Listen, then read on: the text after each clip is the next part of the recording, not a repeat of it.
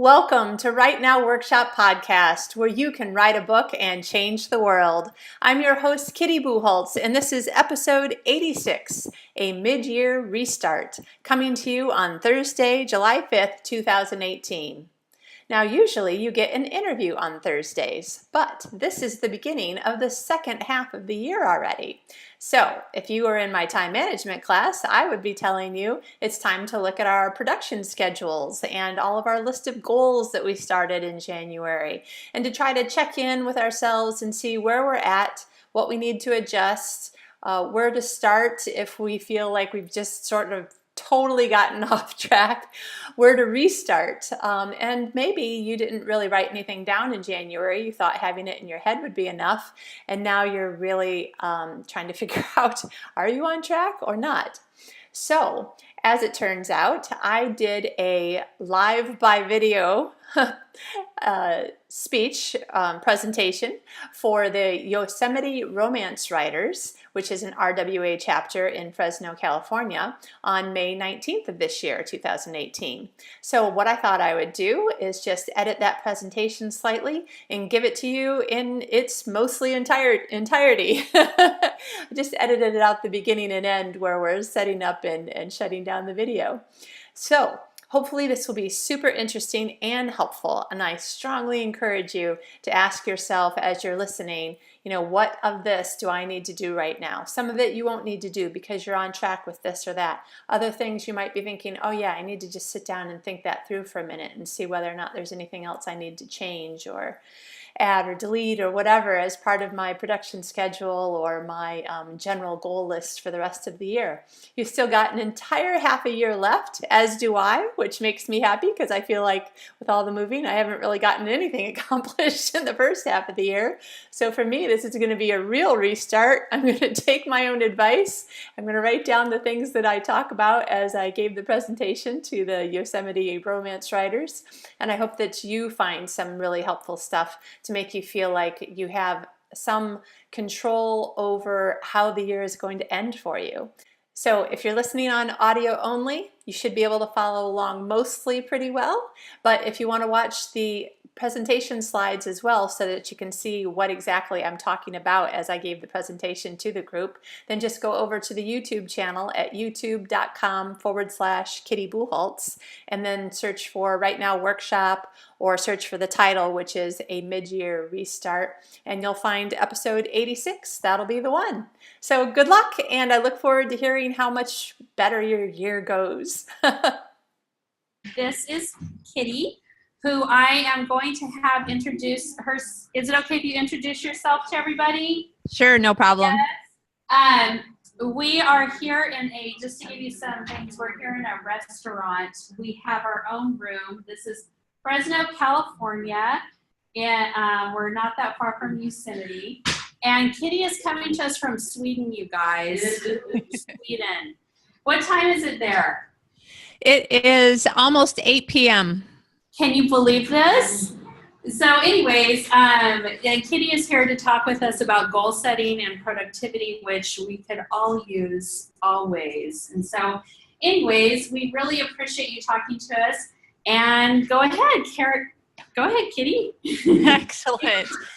Great. Well, I have to say, this is the most fun thing. I love speaking in front of people, and I've decided to probably stop doing maybe totally stop doing it at all when it's online by myself, where I talk to a camera and then, later people watch videos and stuff like that. It's just not fun. But this is the first time that I've done it live to someplace else via Zoom, and I'm like, it's almost as fun as being there.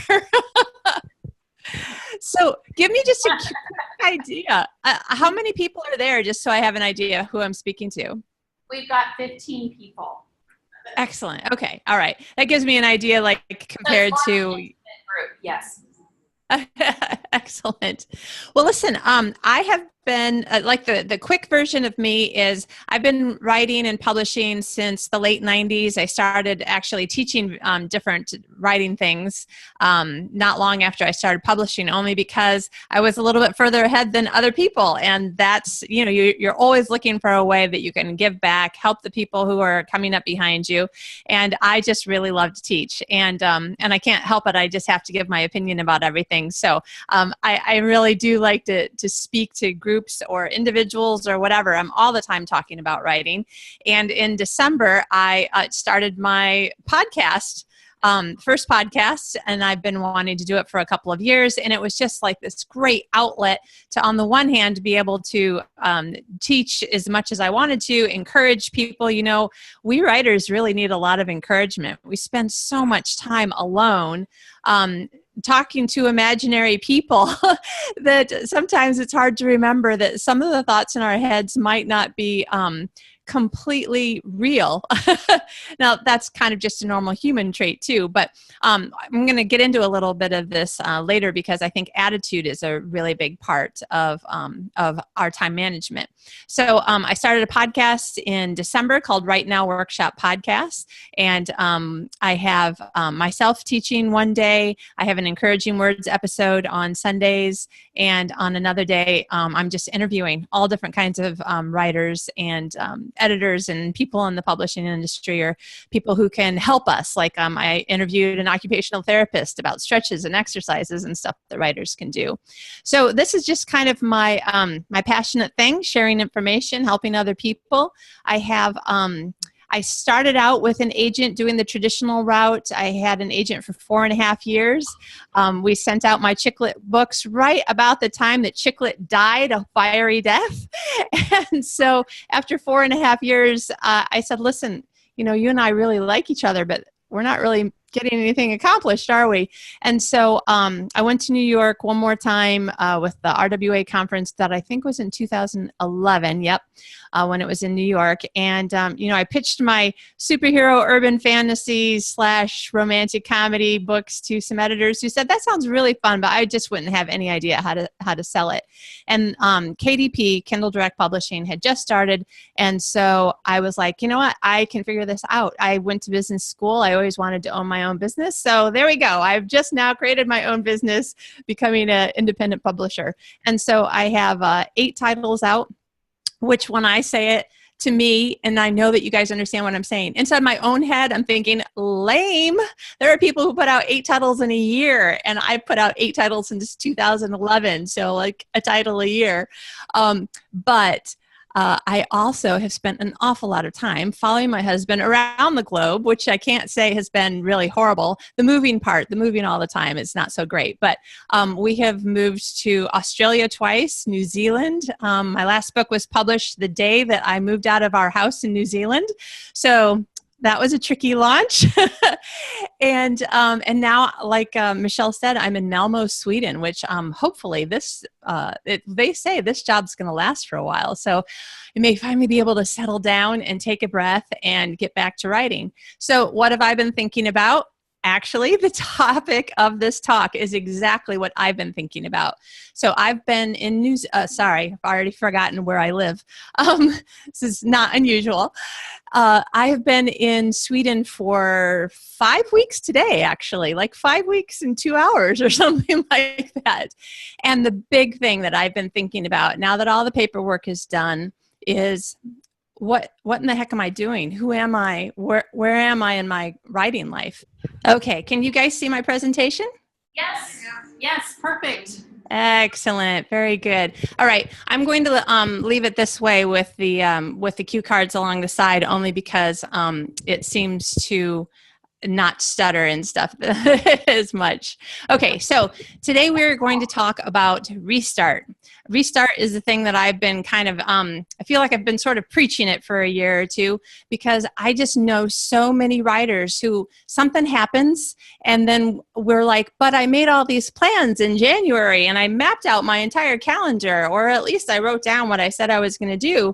And then somehow, shockingly, life gets in the way and you feel lost and you don't know how to start up again. And so what I'm hoping is that you guys can use these tips to anytime restart your calendar. And this is exactly what I'm going to be doing over the next probably 2 or 3 weeks. I imagine it'll take me some time to figure out in my own head, where am I at?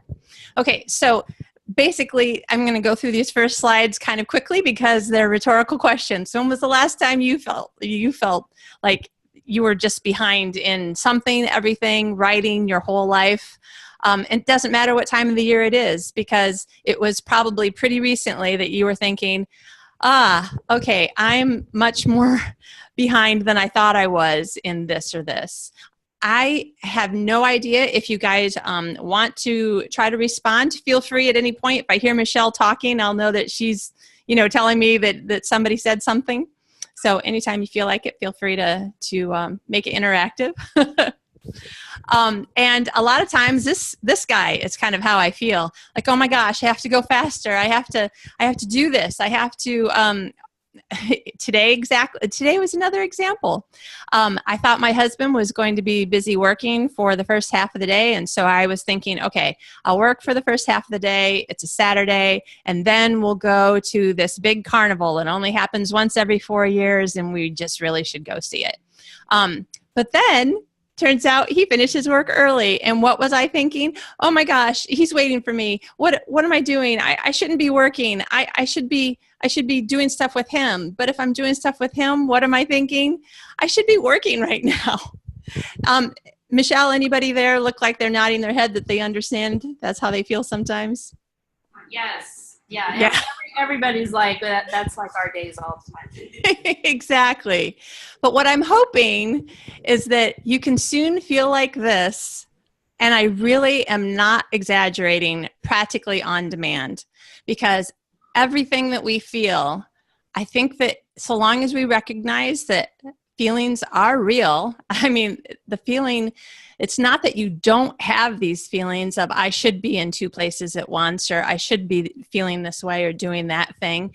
The fact is, though, is that we can control how we feel, and we can start using some methods to adjust how we see what is happening in our lives so that we can be more forward thinking, but also staying in the present. I'm trying to figure out how to word that better. Let me just give you kind of an example. This is the beginning of the handout that I gave you guys. So the very first time that I gave this presentation, my RWA chapter was doing like a 5-minute speeches kind of thing. We had like 10 people or something doing 5-minute speeches. And so I developed one on restart, and I wanted to make it something that people could remember, because they were 5-minute speeches. There was no handout or anything. And so I found a way to link it to something that we all probably remember learning as kids. If there's a fire, stop, drop, and roll. And sometimes you just feel like your life is on fire, everything's an emergency, and you're trying to figure out how you can make the fire stop burning so strongly around you. Okay, so the first thing that I have found that works is just to stop whatever I'm doing if I can. It depends on whether or not you're in a situation that you can literally walk away from. Like if you're sitting by yourself in your own office, you can literally stop, close your eyes, take some deep breaths, move to a different area of your house or your office, go for a walk. But I have found that even in situations at like a corporate environment, I'm just doing a lot more of it on the inside. I'm still taking actual deep breaths. I probably am not closing my eyes, but I'm trying to stop the crazy flow of crazy emotions that I'm feeling right this minute. And then I'm trying to drop the negative emotions and stuff that are coming with it, because so much of refocusing our attention has to do with refocusing our mind, refocusing our emotions, trying to find a way to get away from that negative hamster wheel of spinning thoughts and find a positive, more calm place. So not to be like too up in the sky, but we all know that when we can stop, take deep breaths, and then try to stop thinking about what we're thinking about for just a minute, stop doing what we're doing for just a minute, and kind of pull back and give ourselves the 30,000 foot view. Okay, what's really going on here? What's the big picture? I'm freaking out because, I'm so far behind in this book. Okay, well, hold on one second. Is this book under contract? Is somebody going to ask for money back if you don't make this deadline? Because that requires one kind of response. If the deadline is one that we have put together because we're self-publishing, that requires a different kind of response. Yes, you probably have things that are set in place to meet a deadline, but you're in a better position to be able to move that deadline. Also, other areas of the big picture, what can be changed? Maybe you are really, doing great at spending time with your family and friends, but maybe you need to take a couple of weekends to postpone some plans and do the writing. On the other hand, big picture, maybe part of what's stressing you out is that other people are saying that you're not really there when you're there. And so that even when you're working, you feel like people are, still sort of intruding, not in a bad way, into your work by the fact that you feel guilty that you're not with them. So looking at the big picture again and just asking yourself, what could I change? Whether it's for an hour or this weekend or changing a deadline, there are different things. And that's why it makes it a little bit hard to describe to you, because each one of you right this second are thinking of something totally different from the person next to you, and you're already thinking of a different way that you could respond to whatever's on your mind. So I can't give you really great examples because I want it to be something that you're thinking about. What can you do with the situation that you actually have on your mind right now? Now, once you have calmed your body, which is the deep breathing and the trying to be still and that sort of thing, and then calmed your mind by trying not to do whatever it is that you've been doing just for a minute or 5 minutes or 30 minutes, and trying not to think about what you've been thinking about. So now you're stilling your body, stilling your mind. Then when you decide what you're going to do, the last part of number 2, drop, consider making a change. When you make the decision, then you need to just really intentionally choose that you're going to just roll with the punches, go with the flow, whatever kind of cliched way that we say that, and that you have made a decision and you're going to be choosing to be okay with that decision. So much of restarting our time management is just a matter of, do I need to make a change? Yes or no? Okay, now I have made a decision about whether or not I'm going to keep on doing what I'm doing or do something differently.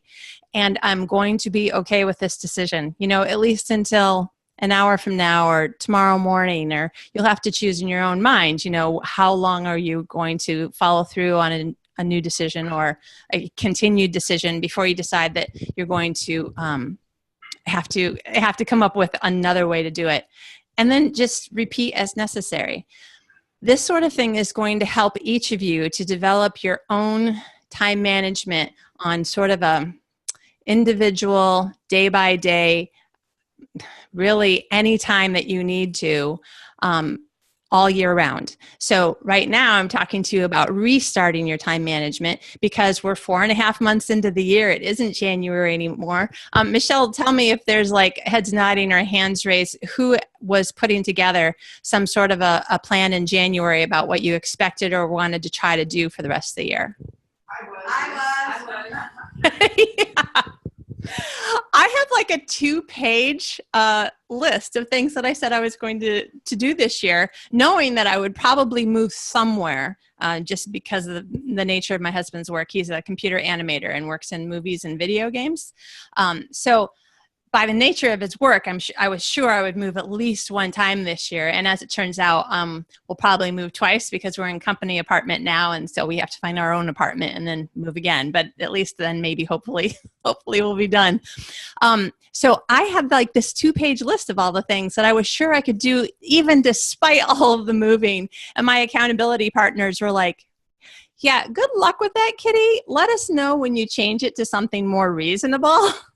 So yeah, my more reasonable change is going to be coming up pretty much in the next couple of weeks as I run through kind of this whole restart process again. So in general, and I'm just going to tell you some things that you may already know, neuroscience is just going crazy, teaching us things that some of us suspected.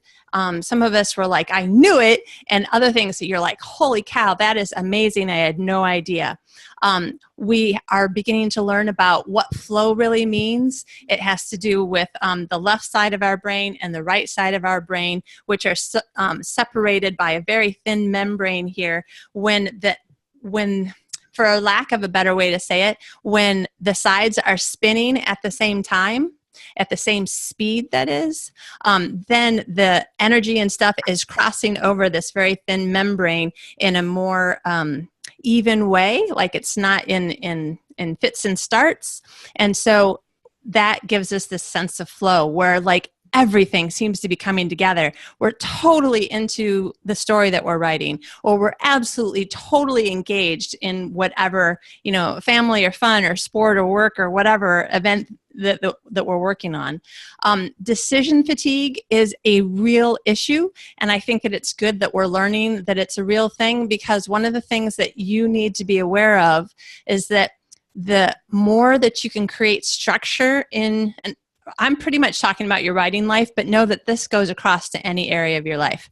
The more structure that you can create, the fewer decisions that you'll have to constantly be remaking. I think the number that I read is something like 35 decisions a day. 35,000 decisions a day. That's how many times our brain is saying this or that, yes or no, milk or orange juice, chocolate or vanilla, should I stay or should I go?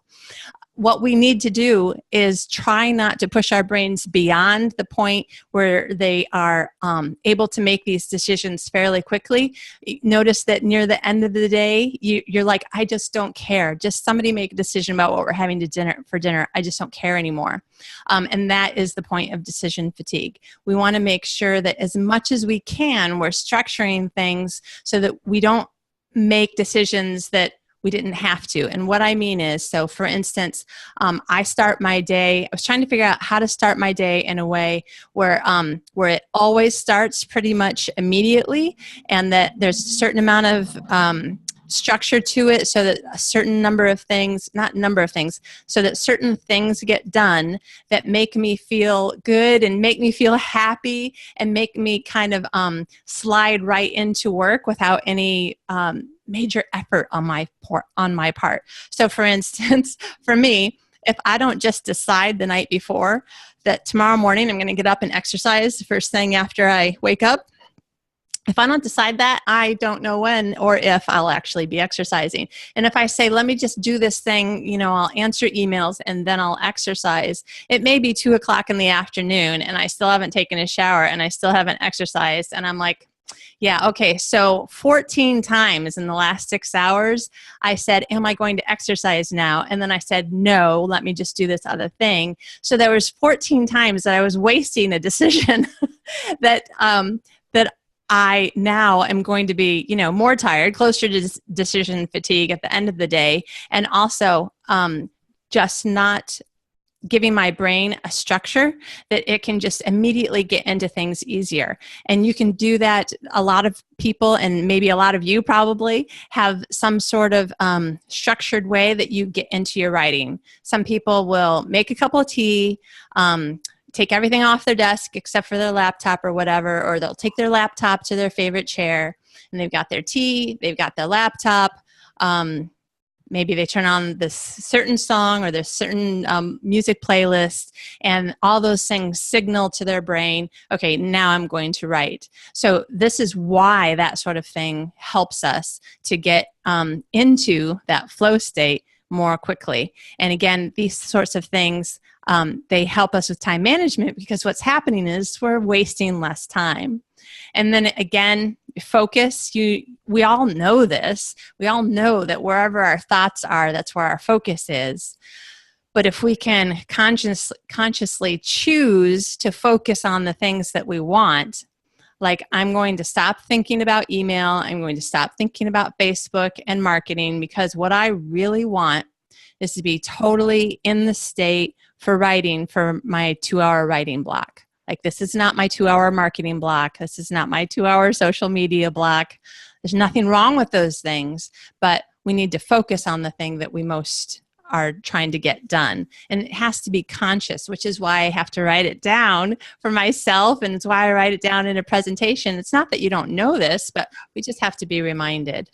And then also whether or not we're thinking about things positively or negatively. So an awful lot more than I would like over the last 7 years of a whole bunch of moving, my mom dying, my uncle dying, my husband got in a motorcycle accident. There has been more times than I would like to admit that my mind was trying to get through life, but with this negative spin. I've got to get through this. I just have to make it through the day. And the difference between a thought like that, and now those are big situations, but let's just think about writing. I've just got to get through this 2-hour writing block, even though I'm tired, is not going to give us the same kind of mental attitude, even if we're tired, than if we think to ourselves, and this is what I've done at least, and you'll have to think, like, what's the thought that I can have in my head? So for instance, maybe I'm tired, maybe I'm just feeling down on myself, like I suck as a writer, right? And so I just have to stop, and I have a tendency to think about my friend Rachel. She's got a very bubbly, vivacious personality. She's kind and generous and sweet and funny, and she really loves my books. She thinks I am so funny, and she thinks that my books are so romantic and so this and so that, and she just loves to tell me like how much she loves my books. So I have to think about, what can I write for Rachel right now? Because then I'm thinking, Rachel loves my books. Like, how can I make her laugh? She thinks my books are funny. Oh, how can I make her cry? Because she loves this romantic interaction where she's like, and then it just made me cry. So when we start changing the way that we're thinking from, I've just got to get through this, to how can I serve someone else, or what can I learn from this, or how can I help someone else, that also just adds energy rather than taking away energy. And this is just part of the attitude information that I probably have included this in every class that I've taught, regardless of the subject matter, self-publishing class, time management class, marketing class. There's probably every point where I have found a way to remind people that your attitude is such a big deal. For instance, I don't know if people really say this that much anymore, but remember when people would talk about the Sunday night blues? Like, people are always so depressed on Sunday night. Why? Because I have to go to work tomorrow, the weekend's over. And so whatever we're expecting something to be like, whatever we believe something is, has a tendency to be true inside of our own heads, regardless of whether it's really true. So if we can change our attitude, and in the handout, tip number 3 at the very bottom says, attitude is everything and gratitude is the best attitude. So if you could come up with 1 to 3 phrases or verses or quotes or something that you could just always be saying, oh, wait, and then say this quote. So for instance, and you have to choose the ones that really work for you, okay? So for me, the ones that are really working for me is God's grace is sufficient for all of my needs. Because I'm like, okay, I am trying to do everything, and then I'm like, okay, I can't do everything, and now I'm just like freaking out and overwhelmed, and I'm like, okay, all right, you know what? in the end, I'm going to have everything that I need. Other things apparently don't matter as much as maybe I thought they did, or whatever, however it is that I need to be thinking through that at that moment. Something that I've been talking about even more, and just did an episode on the podcast. Actually, is it tomorrow's episode? Anyway, I recently did one of the Encouraging Words episodes talking about really looking at our thoughts and asking ourselves, no, wait a minute, is that actually true? Like that thought that just went through my head? Wait, that's not true. It feels true, but it's not true. We need to be careful that we are actively saying, wait, that's not true. It's not that I'm a bad writer. I just haven't been able to get an agent yet. It's not that I'm not a good writer or I'm not a great writer. It's just that maybe I haven't been doing it long enough, or we're working hard enough. I don't know. That's probably not a great example, because that went from one negative to another thing that could feel negative. But asking yourself, are the things that you're thinking and feeling the truth? Like, I was constantly telling people how overwhelmed I was, and oh my gosh, there's just so much paperwork, and I move all the time, and then it's another country's new amount of paperwork, and it's just so overwhelming. And the more that I would tell people how overwhelmed I felt, the worse I felt. And it took me like months before I was like, I need to find some way to stop saying that phrase. I just need to take that thought and say, stop coming into my head, try to replace it with something else, try to realize that it's not necessarily as true as it feels. And a couple others, and tell me who knows this one. I say this all the time. Never give up, never surrender. Yeah. Mine's persistence pays. Yeah. There you go. Persistence pays. Yeah. Hey, can I tell you one that I'm kind of weird lately? I put sayings on mugs. Oh, I love it. Literally put things on mugs and purchase them off of Etsy, because I'm just weird that way. Like, for instance, when I first started getting some negative reviews, which were shocking to me, that people would spend their time in life to write this stuff. And anyways, it hurt me a lot right at first, but no, they still hurt me, Anyways, so what I do now is, when I get some review where I'm like, are you kidding me? I have it on a mug. It says, a lion does not concern itself with the opinions of sheep. Yeah, I put coffee in it. I drink out of it with a smirk on my face, and I just feel so much better, and I can just let it all go and keep going, Nice. Anyways, yeah, I totally understand what you're saying. Oh, like I had one review that said that they couldn't handle my feminist agenda.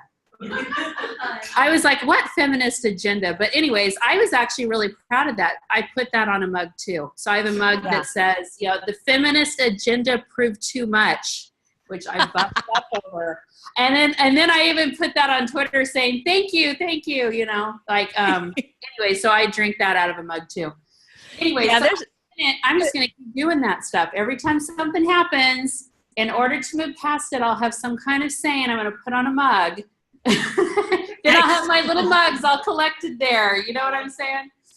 That's right. Well, I think I should get a mug that has my favorite.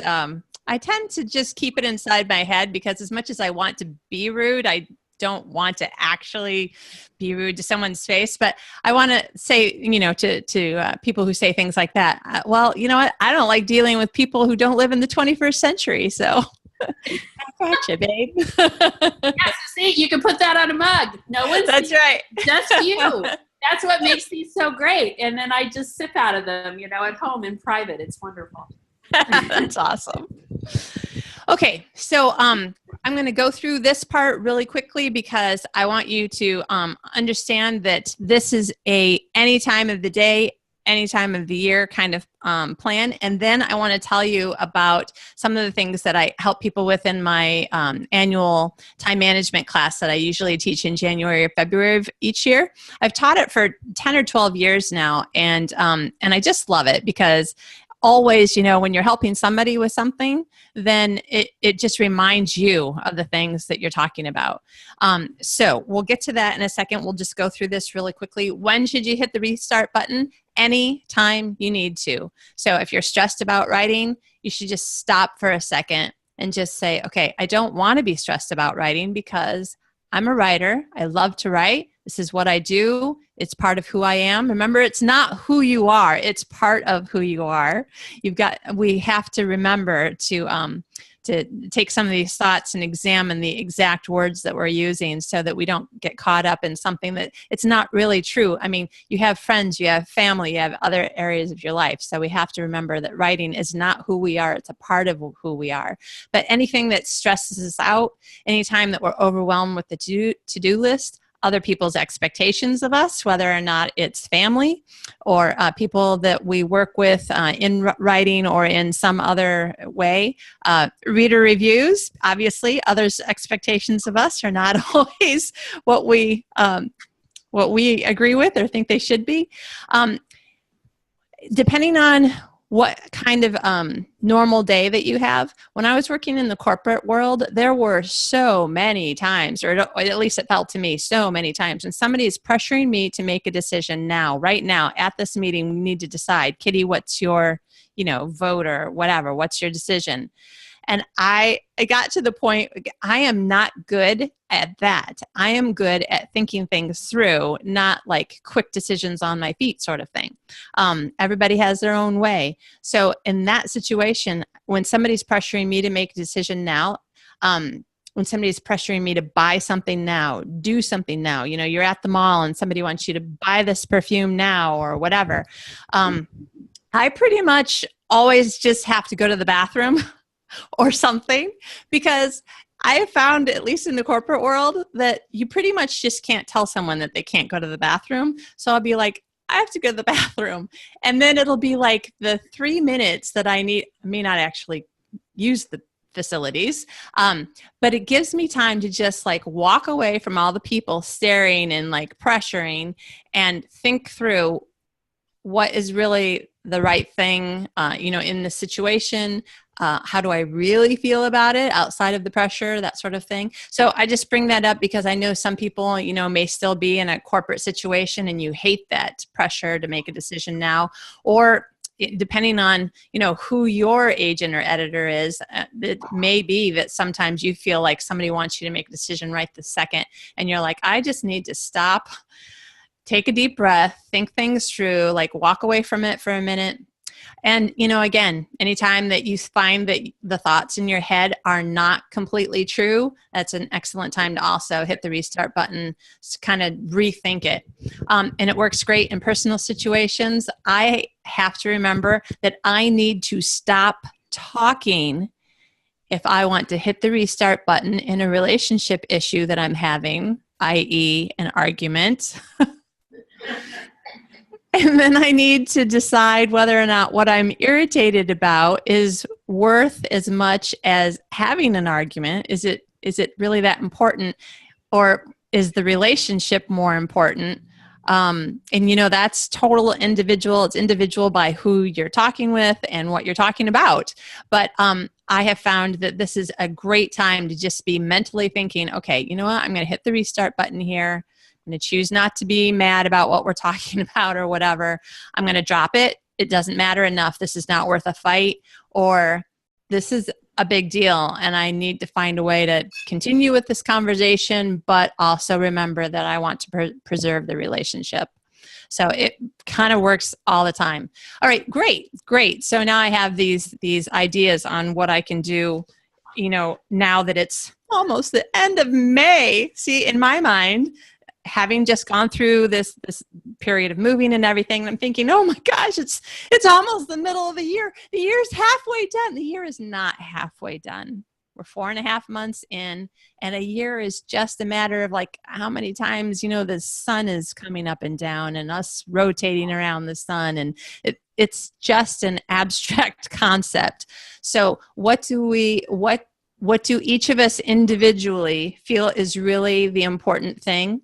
I think that a lot of times the more that we can stay in the now, like think about, I would like to get this done by the end of this year. I'd like to get this done before the RWA conference. I would like to have this accomplished in my 1 year, 5 year, 10-year pictures. But the fact is that all of us live in the now, and the now is really all that we can make an actual change in. My husband came up with this concept of living in today's box when we were just so stressed out about everything. You know, we're still trying to recover from the health and financial issues from the motorcycle accident. And then there was the job situation. And oh my gosh, we were just losing our minds. And one day he was like, you know what? We need to just think about today's box. What can we do in today's box? And then we would be like, well, we really need to, you know, call the attorney about the thing, but it's Saturday. We can't call him till Monday. So that's not part of today's box. So we can't worry about that right now. We'll put it on the list of things to do on Monday. So the more that we can try to like stay in our now, but looking at the big picture, and also remembering that all the things that we put on the list, depending on you guys, I have like 200 hours worth of stuff on my weekly to-do list. Has anybody ever tried to count this out before to figure out if you can actually do all the things that are on your list? That was scary. I did a talk at the Southern California regional RWA conference a couple of years ago. And ironically, and yet I thought it was so funny, like it was such a funny subconscious error that I left it as part of the presentation, you know, going forward. I had given them an example of, you know, if you sleep 8 hours a night, haha, if you did though, if you tried to at least be in bed 8 hours a night, and if it took you, you know, this long to shower and get ready for work every day, and it took you this long to do this food, and this long to drive to work, and this long to whatever, and then this number of hours of writing, and this number of exercising, and this, you know, and literally breaking down everything so you could see. And even on my slide that was supposed to equal 168 hours, it equaled 172. Yeah. And the laughter I hear, I'm pretty sure is the, oh yeah, that's a totally normal sort of math that I would do. Okay, now this is a little bit more interactive. I know that we only have half an hour, but we should be able to at least give you some ideas. Does everybody have something to write on? Yes. Yeah. Okay, all right. So this is the really short, condensed version of my 4-week-long time management course that's plotting out your entire calendar for the whole year. And I want you to think about it as what do I need, you know, each of you thinking, what do I need to do, or what would I really like to do to either plan out, replan, rethink my plans to make sure that, like, I think this is really going to work, that sort of thing. So this is what I normally tell people. Write down all of the major writing items that you have scheduled or planned for the rest of the year. So that may include your monthly meetings. Like somebody once said to me, well, you know, I want to go to the meetings. I like them. They're only 2 hours long. But I just feel like it takes up all of my day, and I go home and I'm exhausted and I don't write. And so basically one Saturday a month, I'm not really getting any writing done, and I'm not sure that it's worth it. And I'm like, well, the meeting may only be 2 hours long, but you know, this was Southern California. How long does it take you to get to the meeting? Well, it takes 1 hour and 15 minutes to get to the meeting. How long does it take to get home? Well, depending on traffic, between 2 and 2 hours and 2 hours and 45 minutes, because the traffic is so much worse in the afternoon rather than at, 7 o'clock in the morning or something. So something that seems like it's only 2 hours is actually like a 6-hour thing. It really is practically an all-day event. So these are some of the things where it's just when it's written down on paper, it's easier for us to see. For instance, the RWA conference. Who's going in Denver? Yay! Okay. One person going, but she is a Golden Heart finalist. Yay! Yay! Congratulations! Well, I'm super excited because I get to speak. So I'm actually flying from Malmo, Sweden to Denver. Crazy. So, and you can be thinking about this in terms of any of the other things, but the conference is not really Wednesday through Saturday. For everybody there is in California. So it also includes flying time, which means that there's almost no way that you're not staying overnight Saturday night. And again, I'm just giving you an example, even though only one person is going. So, so even if you include extra time for flying in early enough to get there before it starts and flying out after everything ends and knowing that you've added in, say that's 2 days, but it's not just that. Then it's the packing beforehand and it's the unpacking and extra laundry and getting back into your life on the other end. So now let's call it a week. Oh, wait, but it's not just a week, because since you're going to the expense and time of going to the conference, you're also asking yourself, do I need some swag? Do I need to order some bookmarks? Do I have enough business cards? And you're not just asking yourself those questions, but you're actually, going through. I literally counted how many business cards I had left so I could decide whether or not I needed to order some before I left the United States. So that took 10 minutes, but it's 10 minutes of that and 10 minutes of asking myself whether or not I need bookmarks and deciding that it would be great if I could just print some more bookmarks. And then it was an hour of trying to find the file, because my husband and I had both bought new computers since he last did my bookmarks for me. So these are all the things that kind of need to get added in because we forget that they're there. So anything that has to do with a deadline, like ask yourself, of all the times that when I'm in the last couple of weeks of a book, what's the usual things that happen? For me, things actually, the beginning of a book is what kills me when it comes to writing. The end, I'm usually writing, 5,000 to 8,000 words a day and just flying through it. And I kind of wish I had this kind of writing all the time, because I don't even snack. I barely eat.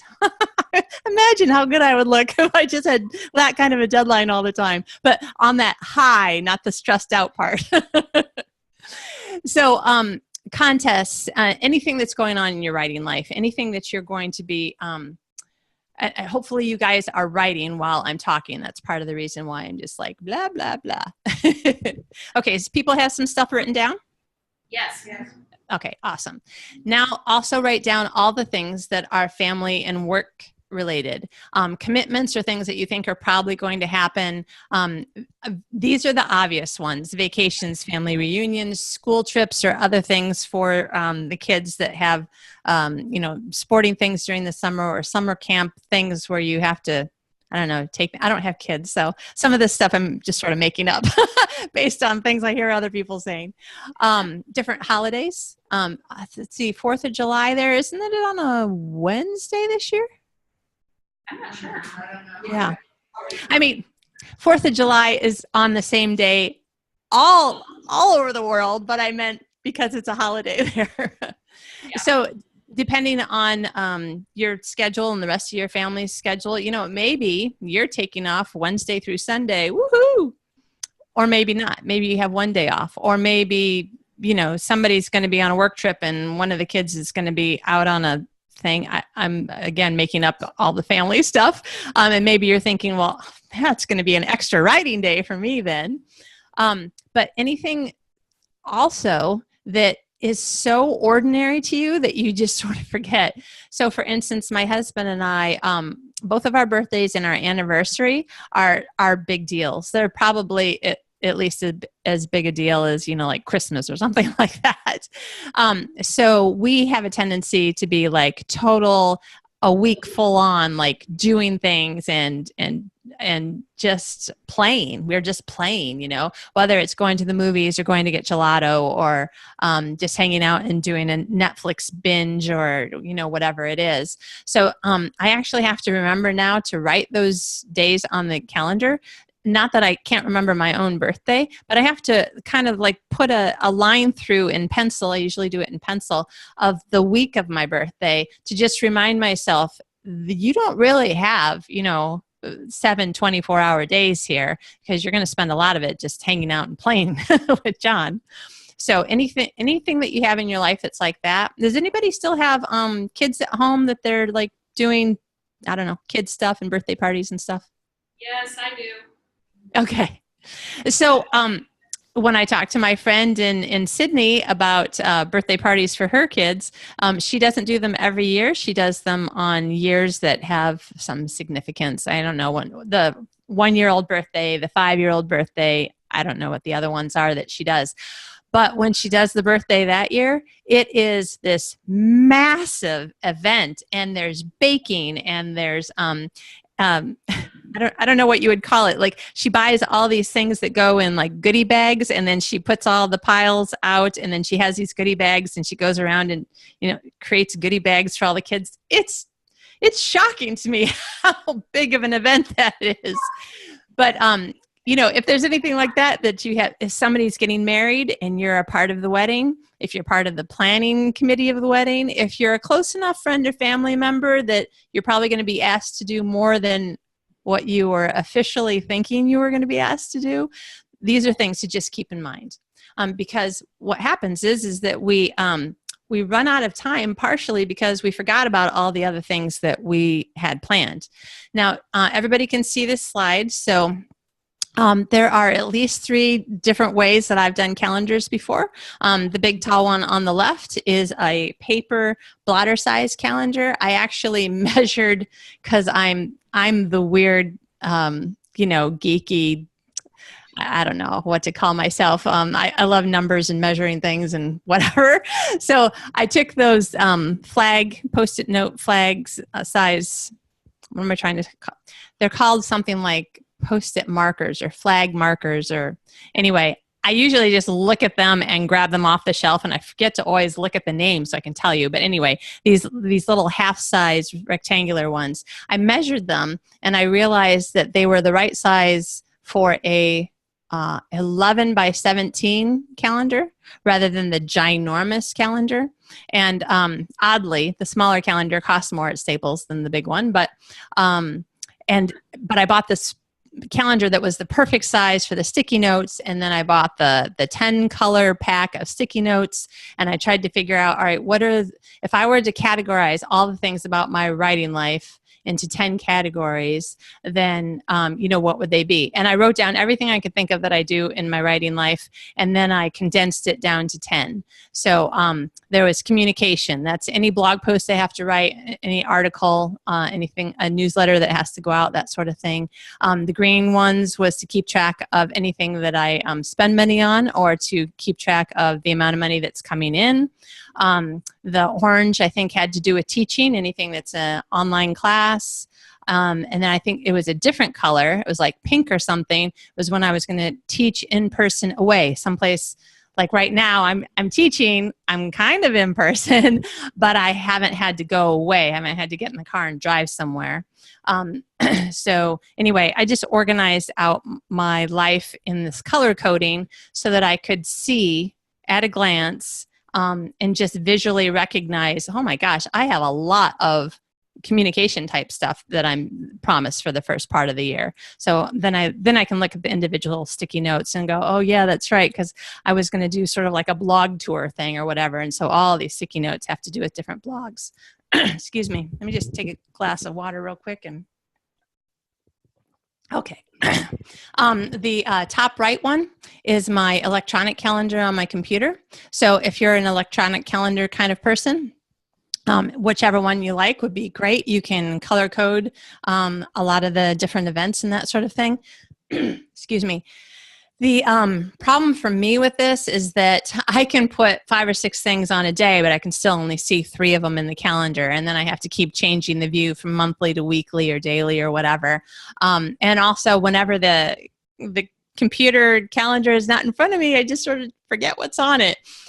So that one works for things, some sorts of things. I'm not going to go through this in great detail with you right now, because you already know if you're a tactile kind of person or if you're a totally electronic kind of person, and what thing is going to work better for you. I will say that I love the electronic calendar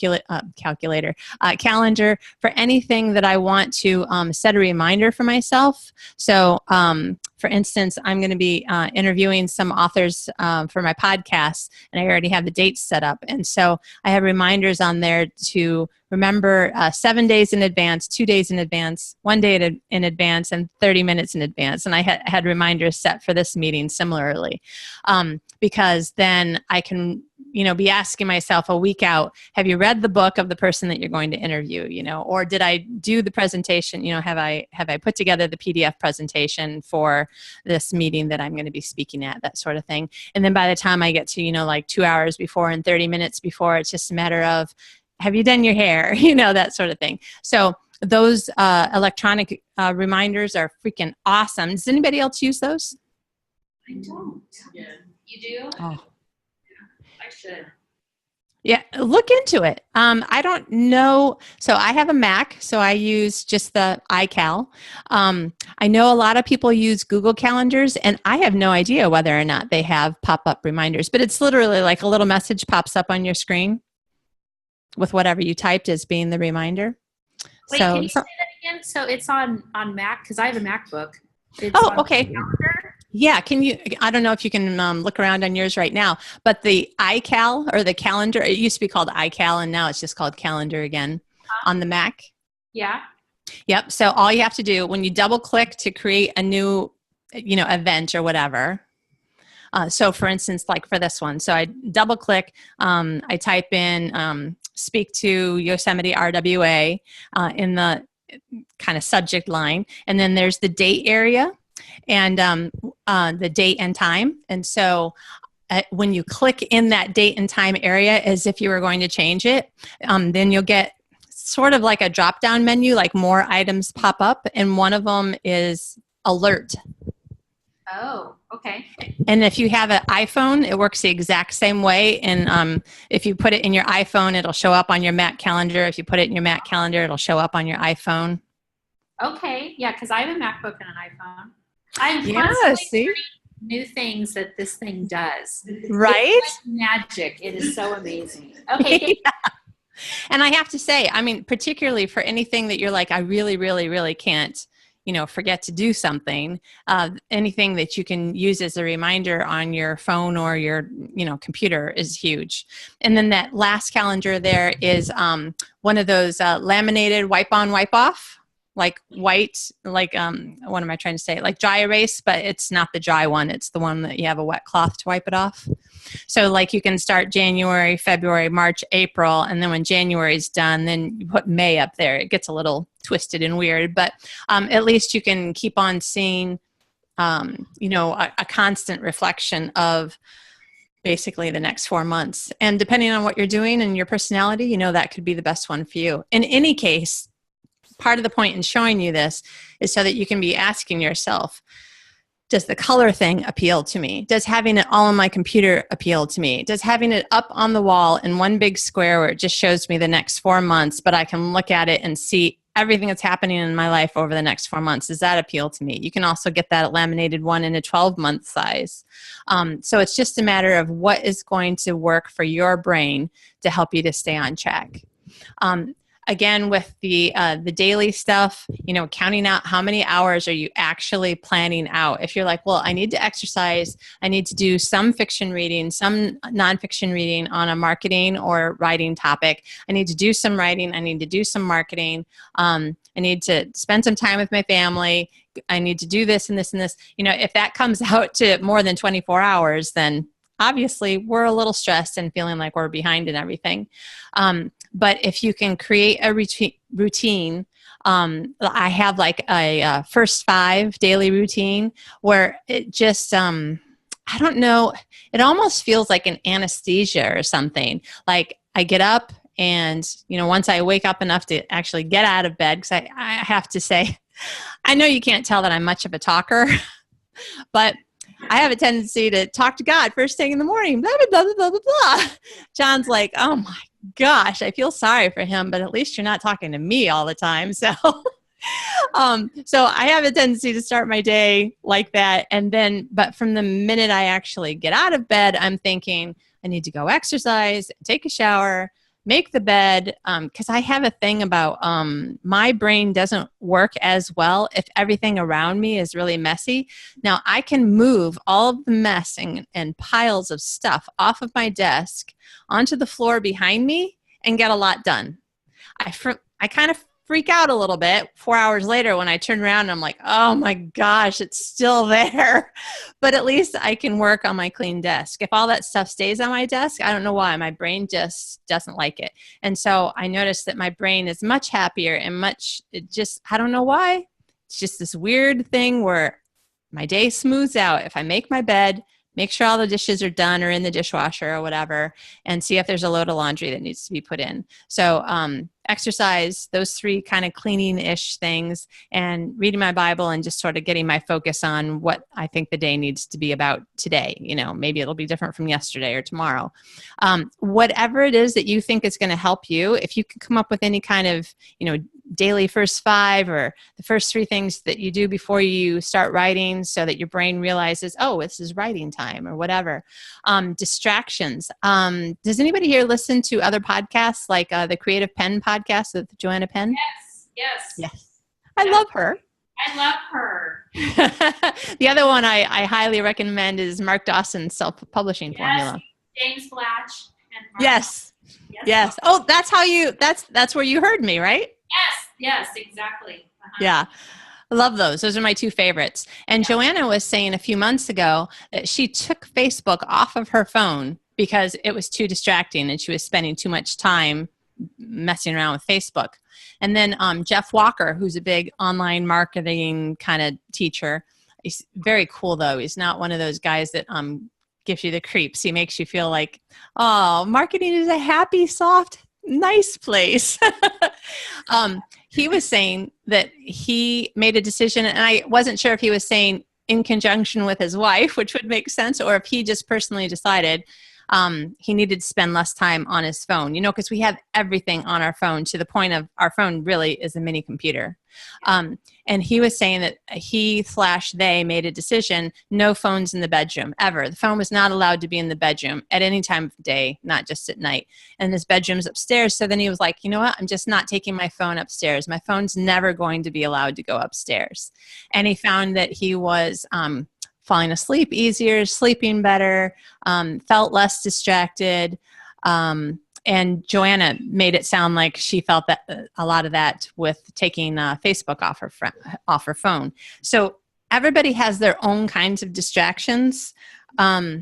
Productivity experts, tell us don't be working on the phone all the time. Don't be working on it first thing in the morning. Sleep experts are telling us don't be working on the phone, in the last hour of the night when you're trying to, get your brain into sleep mode. I will say if you're going to do it anyway, if you have an iPhone, and I'm sure that the Android phones and Google phones have it too, I just don't know where it is because I have an iPhone. Have your phone settings, and Michelle, you can look at this on your phone right now. If you're on your just lock screen and you scroll up, with your thumb from the bottom, how it brings up the, and anybody else, there's more than one iPhone user there, right? Yeah. Okay. So I just wanted people to know that there is a night shift option where your phone will turn from the cool blues to like a soft orangey brown. Oh, I didn't know that. I have that on my desktop. And it kicks Yes. and then my screen is now this more of a soft tan instead of the bright white, and that comes on at night. So yeah, I've got that on and that's probably on my desktop. Oh, neat. Yeah. So you can just turn it on and off manually, or you can set it like from 10 p.m. to 6 a.m. It'll just automatically, if you pick up your phone, it's going to be in this night setting. Now, anybody who has a Mac computer, I just noticed about a few months ago that it's the do not disturb thing and the night shift are also on your laptop and possibly your desktop. I haven't checked my iMac for it. But so if you were working at night or for some reason you were reading a manuscript or whatever on your computer, but now it's getting close to bedtime, like you could turn it to this nightshade. Yes, please poison yourself. It's not at all what I meant. It is getting on tonight here though, and I'm not like trying to stay like as if it's noon in my brain. The night shift can help it helps the melatonin levels and other things in your brain to start realizing that it's time to shut down. So you can continue doing something like maybe read yourself to sleep, which is what I do with my Kindle, but without having the kind of light that actually wakes you back up again. Okay. On my PC, I actually set my waking hour, and it'll tell me, look at it and says, you have to be up in 6 hours. Okay. So it'll even come up in the little morning. It tells you, how soon you have to be up. Yeah, that's cool. Nice. That's crazy. That is perfect for a night person, isn't it? Yeah. Awesome. I'm just thinking I should tell my friend Stephanie that if in a perfect world, she would go to bed at 3 and wake up at 10, and that would be her because she works great at night. But unfortunately, she has other things that have to be done in the morning. So, again, I apologize for going through this quickly. It's not stuff that you don't know, but sometimes in the middle of the year, we just need to be reminded of the things that we know so that we can rethink things and ask ourselves, do I need to make a change? I tell people in my class let's just say it starts in January. Sometimes it starts in February. So I tell them in January, we're going to make a plan and we're going to look at it again in 30 days, and then we're going to tweak it. Because we're almost certainly going to find that, wow, I really thought I'd get more done than I could. And look, 1/12 of the year is over and I haven't done 1/12 of the things on my annual to-do list or my goals master list. So we'll tweak it again at the end of 30 days. Then at the end of an additional 30 days, we'll see, like, now does it seem more on track? If so, just look at it again, maybe in 2 months. But every now and then, and certainly at least quarterly, I think that if we're looking at our goals list for the year and asking ourselves, okay, am I on track? Do I need to make a change? Do I need to reprioritize? If this is still my priority, what is going to be the thing that I'm going to let go of for a bit so that I can focus on actually achieving my number one priority? And that's one of the things that I have on the handout too, is know your top 3 goals for the year so that you can be aware of intentionally choosing to spend your time on the things that are truly most important to you and not the things that seem important to you on Tuesday. You know what I mean? And also, what is your most important thing to do today? So those things will help you to know when to make a change and how to restructure anything that needs to be restructured for the rest of the year. Which this is all the stuff that I'm going to be doing over the next couple of weeks to refocus my writing life. When you,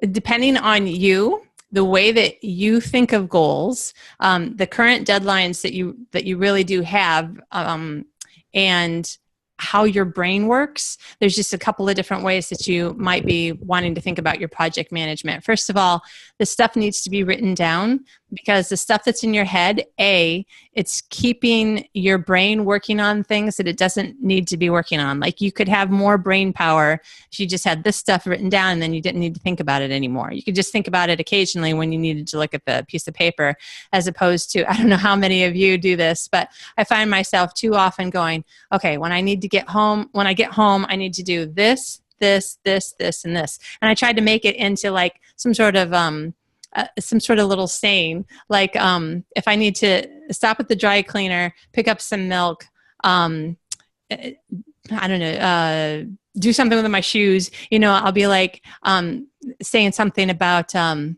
dry cleaners don't actually clean milk out of shoes. Like I'll make it into some really weird little saying so I can remember it. But if I just wrote it down on a piece of paper, I'd have a lot more brain power left for other decisions that I had to make.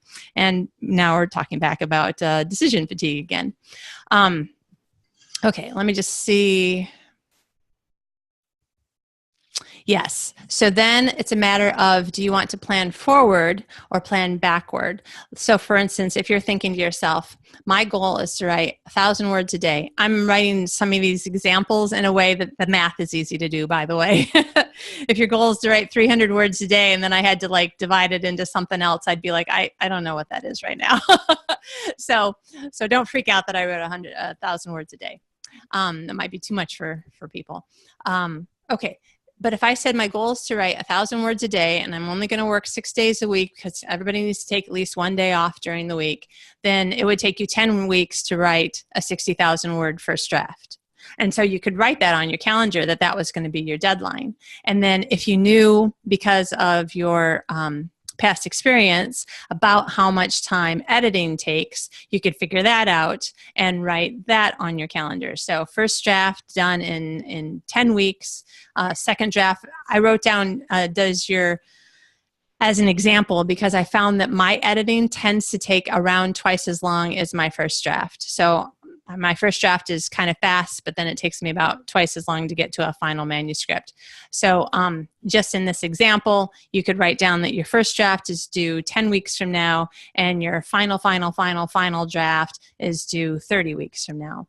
Or if that's not the way that your calendar is going to work for you because you have other deadlines that you want to meet, or your brain just works the way that, no, I want to choose a deadline and figure out what do I need to do in order to get that done, then you could say, okay, well, if I want to finish my book, my new book, I'm going to start a new book on Monday, and I want it to be done by September 1st. September 1st from us right this second is actually closer to 14 weeks, but I just left in the divide by 12 again, just because the numbers come out easier. If you thought that there was a pretty good chance that was not unreasonable, then you could just figure out how many words that you need to write. So if a 60,000 word book was going to, sorry, let me just stop and think for 1 second here. My brain is beginning to actually shut down slightly as it thinks that it should be going to bed. So if I were to write a 60,000 word book, and I know that it takes me twice as long to edit it as it does to write it, that's how I got to that 12 weeks. September 1st is 12 weeks from now. The divided by 3 is because one amount of time to write plus 2 amounts of time to edit. Does that make sense to people? Yeah. Okay. All right. Yeah. So 4 weeks to write, 8 weeks to edit, because it would take me twice as long to edit it. So then you just have to figure out how many words do I have to write per week based on how far into the book am I right now. So like I said, if you're halfway done, you've got 30,000 words to go, then 30,000 words divided by 4, because that's the number of weeks that you have to write before you get into editing, you'd have to write 7,500 words a week. So again, that's like 1,200 words a day for 6 days a week. It's not impossible at all. But all of this is just to help you to figure out, would you prefer to plan forward and just say, this is how many words I'm going to write every day? Or would you prefer to plan backward and say, this is the day I want my book to come out, and therefore, you know, I have a tendency, to speak mostly like a self-publisher, because that's what I do. So if I want my book to come out on September 1st, then I'm thinking I need to have it to my editor, probably by August 1st, so that she can do what she does, because I know how long it takes her to do that. I know how long it always takes me to finish those edits and that sort of thing. So worst case scenario, I'll be into the first, I was thinking in my mind October. But let me stop talking for 1 second. I apologize about getting tired and wonky here.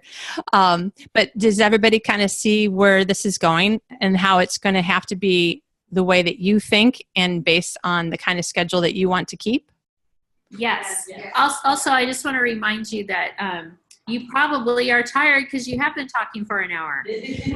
I'm sorry. Right. Yes. It was before 9 when I looked at, okay, we are almost done. So let's just hurry through. So what I want you to do, if this is helpful to you, I want you to take all those things that you wrote down go back home, look at whichever calendar that you are using or want to use or whatever this year. See how much of what you've written down is on your calendar. A lot of times I think of things later and go, oh my gosh, how did I ever forget that? A lot of times I forget something because it's part of my normal schedule. Like at one point for an entire year, I had planned out an entire year in January. And then in February, I was like, how did I forget? I have a writer's meeting every single month, but I hadn't put it on the calendar. And so it had looked like I had more, quote, writing time available than I did, because at least one day a month I wasn't going to be writing. I was going to be at my writer's meeting. So go see whether or not there's anything that you've missed. Is there anything that you need to adjust now? Things that you hadn't really thought about, like, oh yeah, that family reunion, or the baby shower is going to come up sometime in the next 3 months for so-and-so, or, whatever it is. Keeping in mind that the closer that you are to the person who's getting married, having a baby, or whatever, having a 50th birthday party or whatever it is, probably the more actual time it's going to come out of your schedule because you'll be helping. So keep those things in mind. And then try to break down some of the big, massive things into smaller pieces so that A, they're less overwhelming, and B, you have a much better handle on what needs to be done and how long it'll take you. So for instance, it's easy for me to say, yeah, I'm sure that I can, write a book and have it published by September 1st. But when I break it down to all the steps, and I have to ask myself, okay, when do I need to contact my cover artist and how long will that take?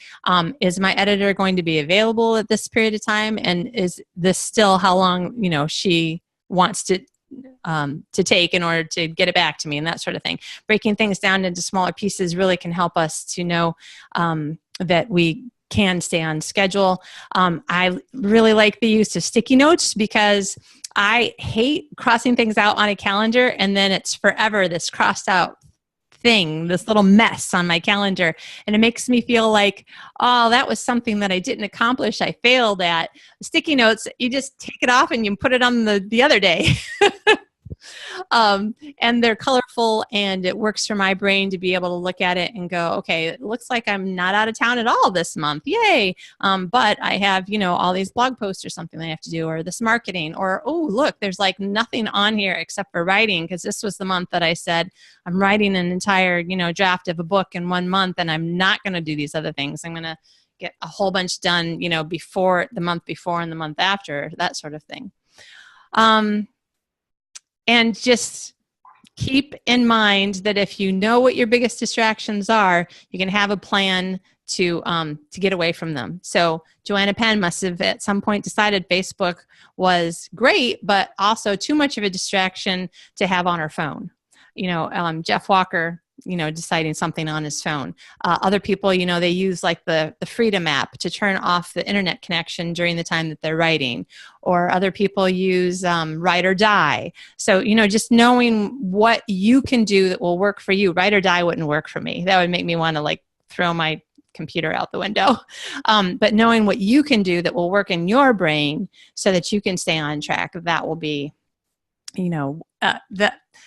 it's tricky because it makes me sound like I'm being vague, but it's because you really need to decide what works for you. And then just keep in mind opportunity cost. Money is what we often think about when it comes to opportunity cost. If I buy these $100 shoes, then I don't have $100 to go out to dinner or to spend on books or whatever. But it's also about time. If I stay here and write and send my family to the beach, am I missing out, or are they having fun and I'm okay with it and I'm getting something done? Like, which one is the cost? Because you can't go to the beach and be at your computer writing. Does that make sense? I mean, of course it makes sense, but how often do we think about it? It's something that I like to think about a lot, opportunity cost. I know that a lot of people are kind of anti-TV and try not to spend tons of hours in front of the TV. My way of looking at TV is this is the time that I spend with my husband, and we enjoy like breaking down the stories and sometimes pausing it and go, oh my gosh, do you think he did it or she did it or neither one of them, and there's a red herring in here somewhere? That's fun for us. going to movies and stuff is fun for us. But then there are other times when I'm like, okay, 1 hour of TV, that's it. And then I have to go to work, and we're both fine with it. So just keeping in mind what's really, really the most important. And the reason I say it is because sometimes we don't realize that we made bad mistakes until something bigger happens, and a relationship seems to be imploding. And I want to help, because I'm a romance writer. I want to help relationships to not implode. Okay, that is it. That is my presentation.